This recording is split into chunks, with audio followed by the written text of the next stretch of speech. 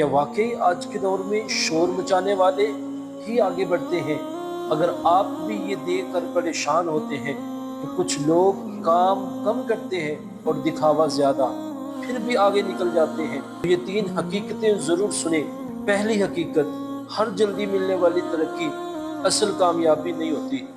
کئی لوگ صرف لوگوں کی نظروں میں جگہ بنا لیتے ہیں، دلوں میں نہیں۔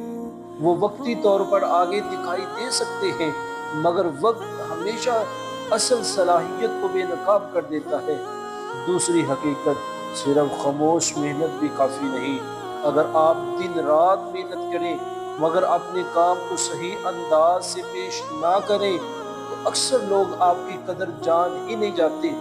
محنت ضروری ہے، مگر اپنی قابلیت کو اعتماد سے بیان کرنا بھی ضروری ہے۔ یہ دکھاوا نہیں، یہ سیلف ریسپیکٹ ہے۔ اور تیسری اور سب سے اہم حقیقت، شور وقتی توجہ دلا سکتا ہے مگر مستقل مقام نہیں۔